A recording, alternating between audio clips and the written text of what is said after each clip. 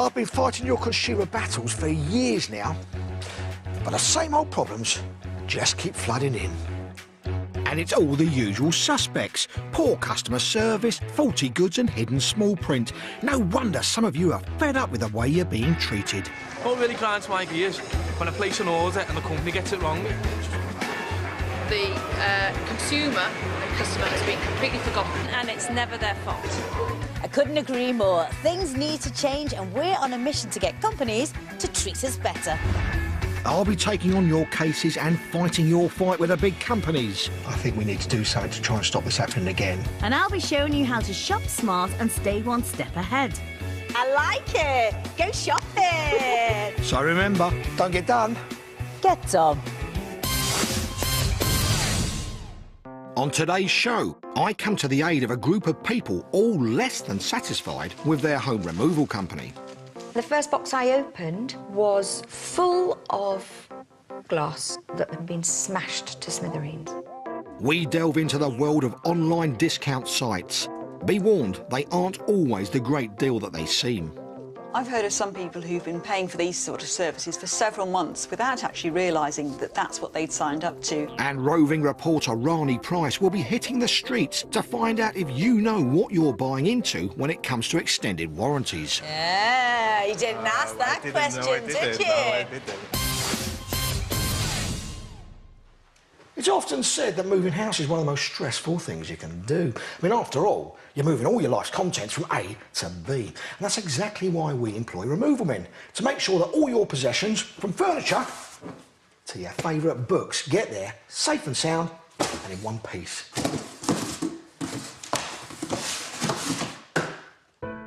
But that's exactly what didn't happen to Lucy Fitzpatrick. She has a major complaint with Pickfords since she employed them to move her and her husband's belongings from their holiday home in France back to London. Steve and I never had any intention of selling our home in France, but life suddenly dramatically changed in June 2011 when he was diagnosed with cancer. Their belongings went into storage as they waited to complete building work on a new house they were moving into in London. A couple of months later, Steve sadly passed away. It was a few months before Lucy and her son could move into the new property. It was a bittersweet day. Every single piece of furniture we have has a strong memory, and as much as it's lovely to have that memory, under the circumstances, it's very painful.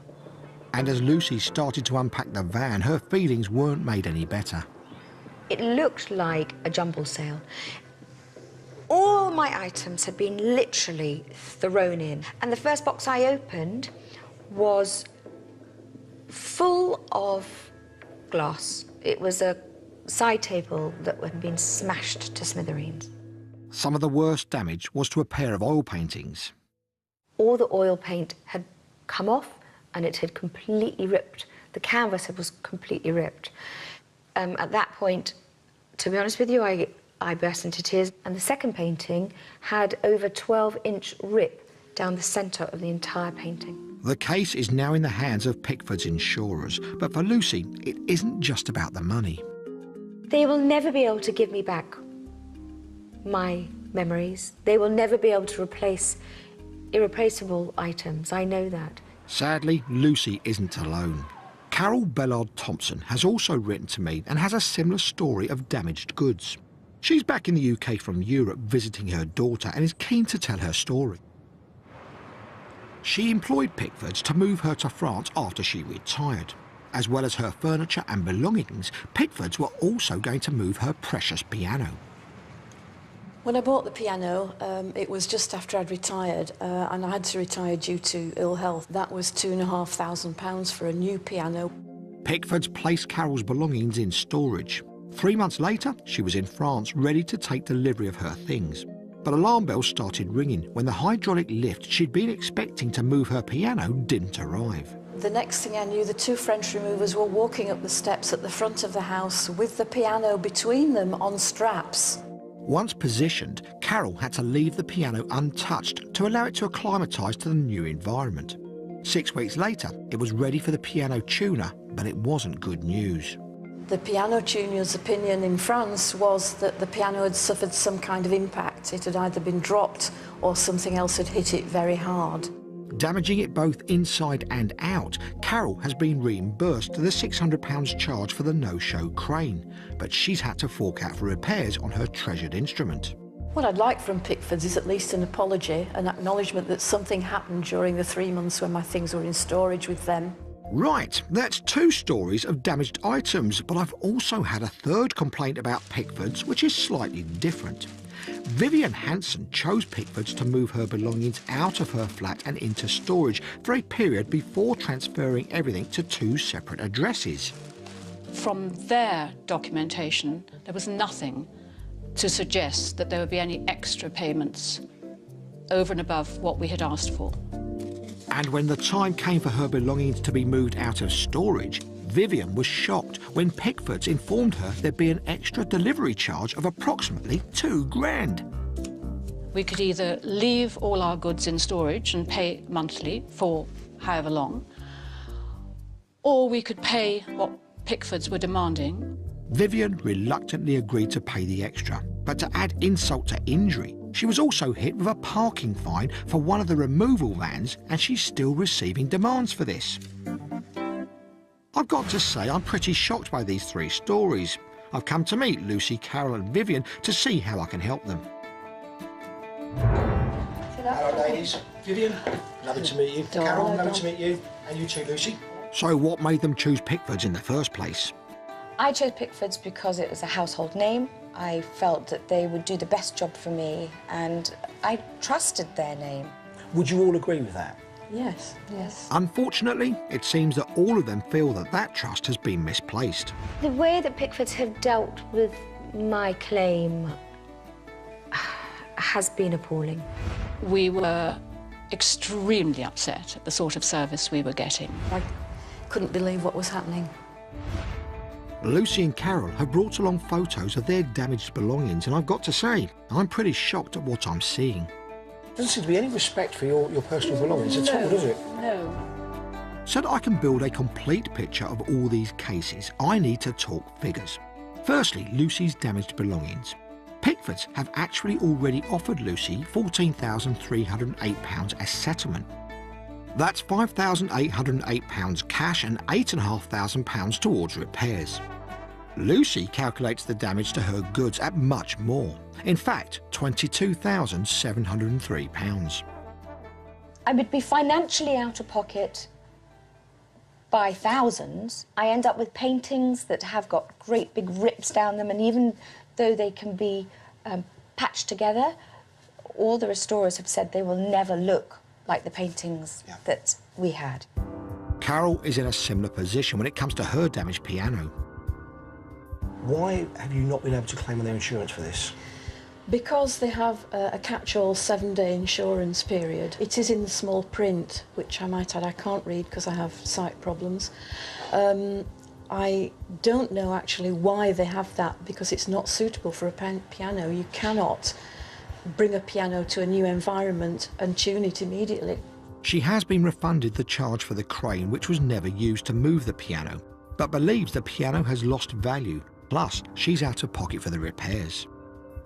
Which is how much? The repairs were about €650. Now, Vivian's case was slightly different and came down to an additional redelivery charge she knew nothing about for Pickford's to get her belongings out of storage and into her 2 properties. Can I ask how much? For the 2 flats, it was approximately £2,000, which I did negotiate down with them. To what? For one, we negotiated down to about 200 plus VAT, and the other was 800 plus VAT. Vivian managed to negotiate this charge down at the time because Pickford's did soon acknowledge they'd mistakenly left the redelivery charge off the original quote.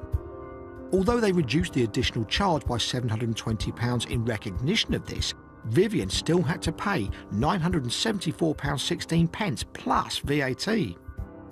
If we can get that wiped, and also the parking fine, which I don't think is enforceable anyhow, but you would be happy? Yes, yes. In your case, Carol, what would you be happy with? I would like Pickford's to pay for the cost of the repair of the piano at least, and probably for the loss of value.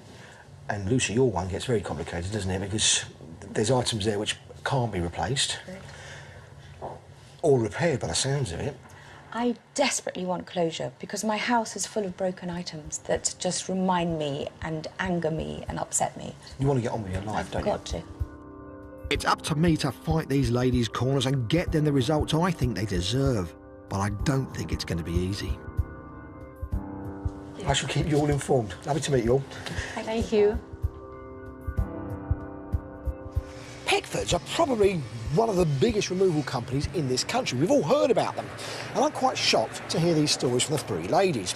The pictures are pretty horrific as well. So let's see how Pickfords respond once I get on the dog a bone to them. But before I start, I like to know a bit more about who I'm dealing with. According to their website, the Pickford family first set up Pickford's removals as early as the 17th century. And today, the MD is still a Pickford. With generations of experience, it's no wonder they're the UK's largest moving and storage company. However, I know a few ladies who are less than impressed with their experiences of Pickfords. Time to give the company a call myself. I've only got the general number for Pickfords, but they should be able to point me in the right direction. Good afternoon, Pickfords.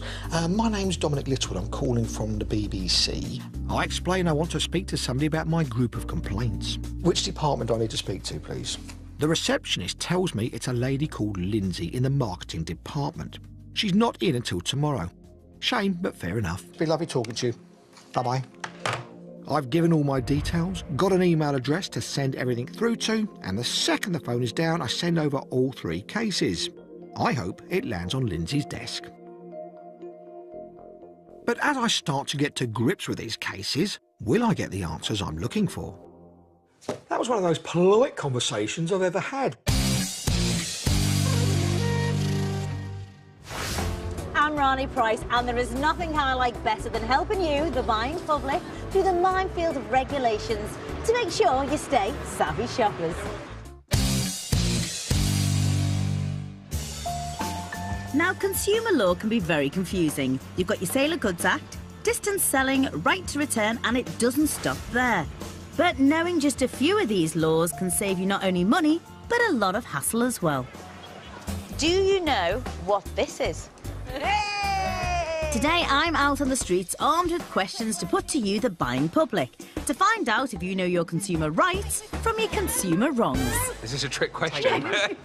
Here's a situation most of you have probably been in. When you're buying something like an electrical item or a piece of furniture, the salesperson offers you an extended warranty, but how many of you really know what you're getting or whether you actually need one?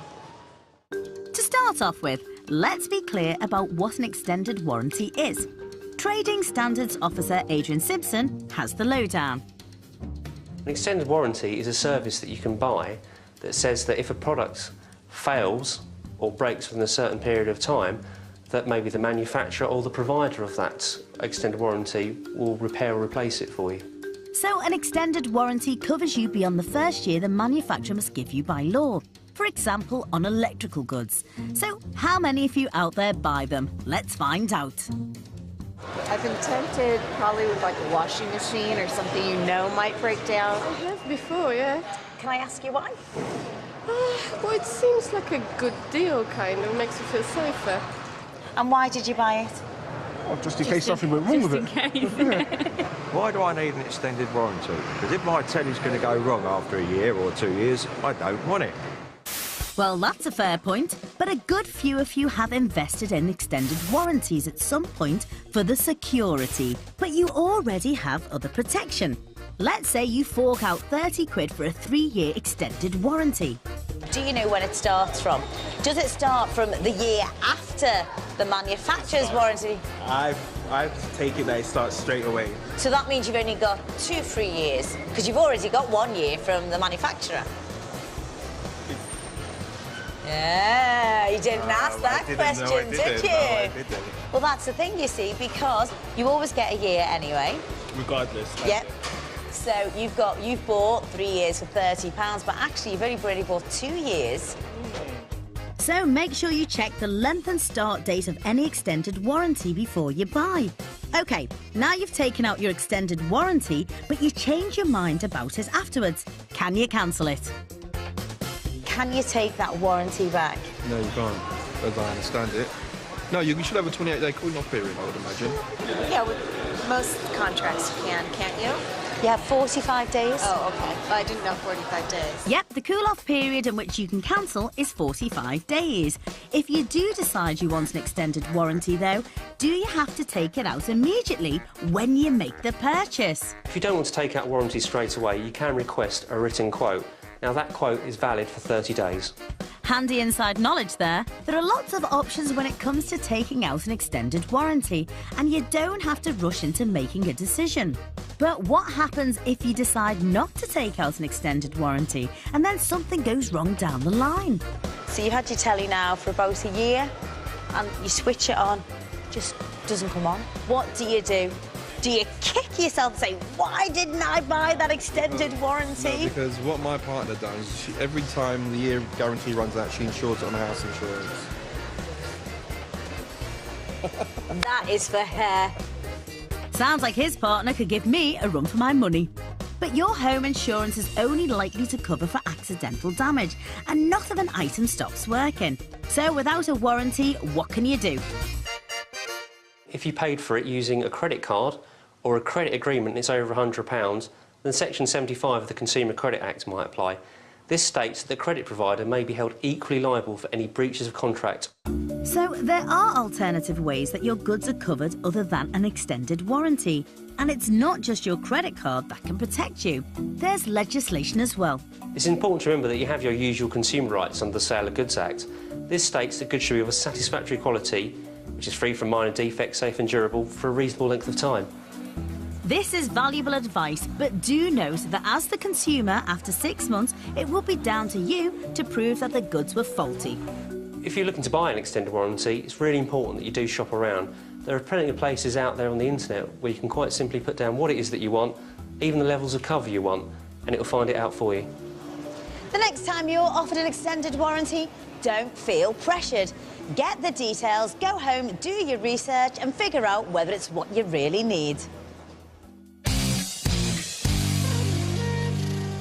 I've been helping a group of people who contacted me about their less than satisfactory experience of Pickford's removal service.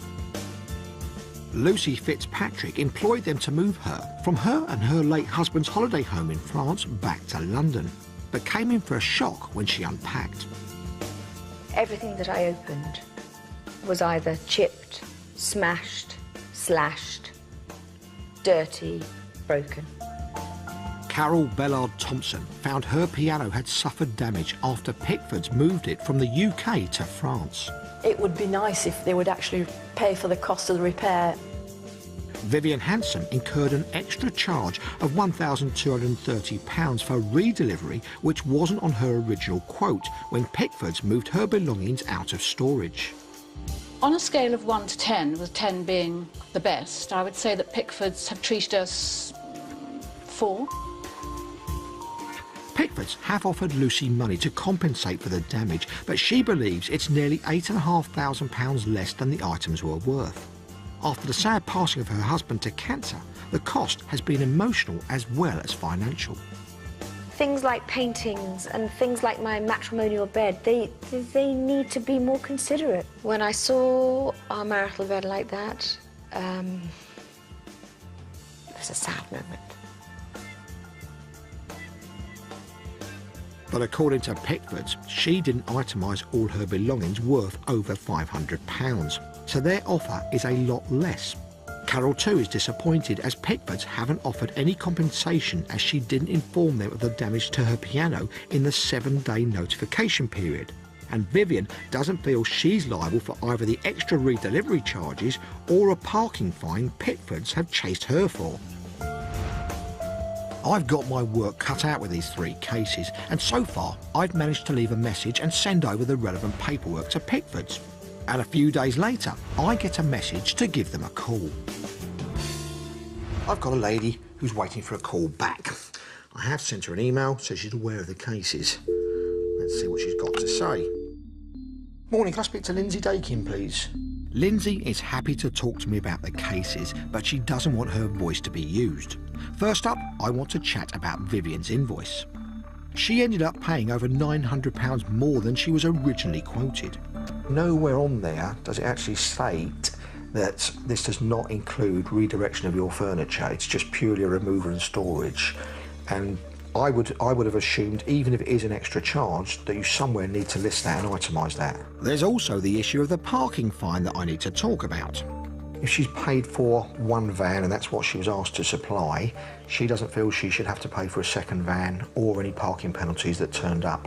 Lindsay says she'll gather all the case details and get back to me with some answers. Now, on to Carol and her damaged piano. The big problem there, of course, is you've got a 7-day period in which you give people to report problems. Carol's point is that she had to let the piano settle for 6 weeks, so didn't spot the damage within 7 days. Lindsay assures me she'll speak with the person who dealt with Carol's move and get back to me. And finally, on to Lucy. Lindsay's got most of the details but hasn't seen any photos, so I fill her in. I can't see any restraining cables whatsoever. Everything's falling over. Pickfords have said that Lucy should have itemised belongings worth over £500 to be certain they were properly insured, and that she didn't, hence their offer of just over £14,000. But Lucy believes the items were worth £8,395 more. She said it's because of the circumstances. Her husband was very close to his death, and there's obviously, as you appreciate, there was a lot more on her mind. You have made a settlement, or an offer, I should say, for some of the items. However, there's a few items there which she disputes, and quite rightly so, I think. Lindsay is saddened to hear about Lucy's circumstances. She says her role now is to coordinate the responses from Pickfords for all 3 cases, and then she'll get back to me. Thanks, Lindsay. Bye-bye. That was one of those polite conversations I've ever had. Hopefully, things are starting to move in the right direction. Cup of tea. The problems that Lucy, Carol and Vivian have experienced have got me thinking. When you employ the services of removal men, you're entrusting them with some of your most precious personal possessions. So, what do you do if something goes wrong and one of those personal possessions gets lost, stolen or damaged? Oops. Martin Rose from the National Guild of Removers has some sound advice when it comes to moving house. Moving can be a stressful experience, but it needn't be.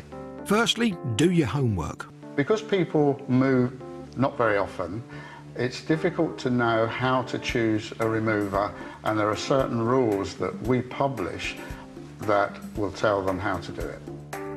Being one of the best known names in the business, Pickfords are a member of another trade organisation called the British Association of Removers. And like the National Guild of Removers, they have codes of conduct as well.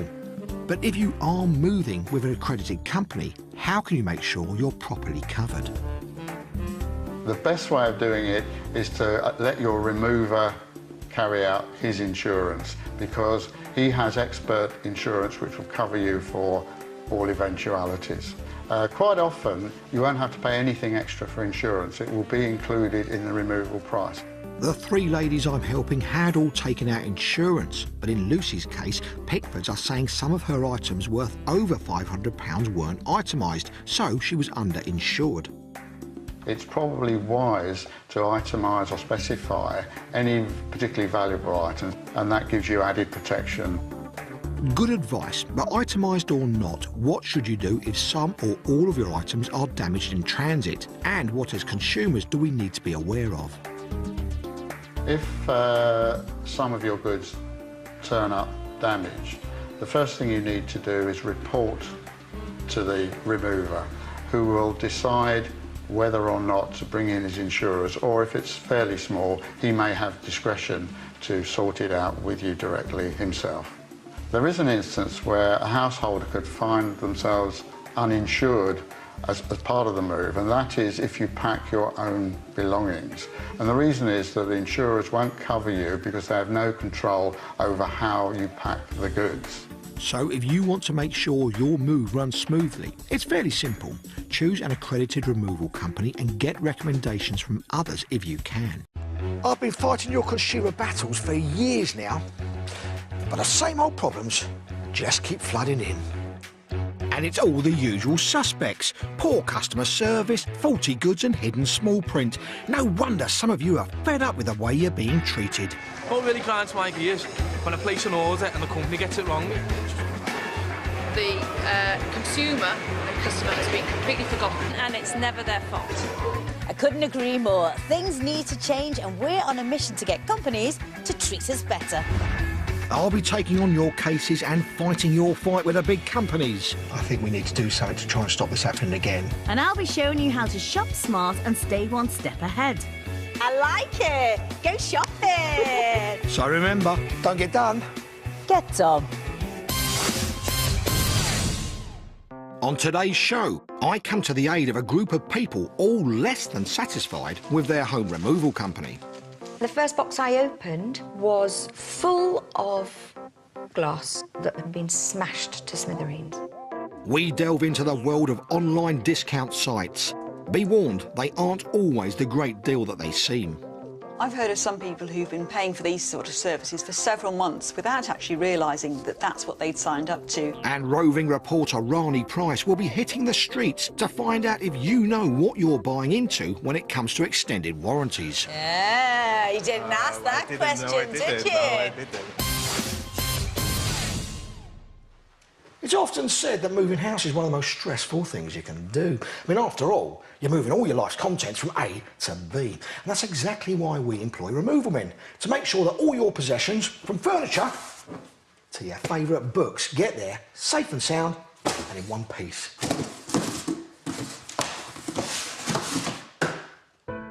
But that's exactly what didn't happen to Lucy Fitzpatrick. She has a major complaint with Pickfords since she employed them to move her and her husband's belongings from their holiday home in France back to London. Steve and I never had any intention of selling our home in France, but life suddenly dramatically changed in June 2011 when he was diagnosed with cancer. Their belongings went into storage as they waited to complete building work on a new house they were moving into in London. A couple of months later, Steve sadly passed away. It was a few months before Lucy and her son could move into the new property. It was a bittersweet day. Every single piece of furniture we have has a strong memory, and as much as it's lovely to have that memory, under the circumstances, it's very painful. And as Lucy started to unpack the van, her feelings weren't made any better. It looked like a jumble sale. All my items had been literally thrown in. And the first box I opened was full of glass. It was a side table that had been smashed to smithereens. Some of the worst damage was to a pair of oil paintings.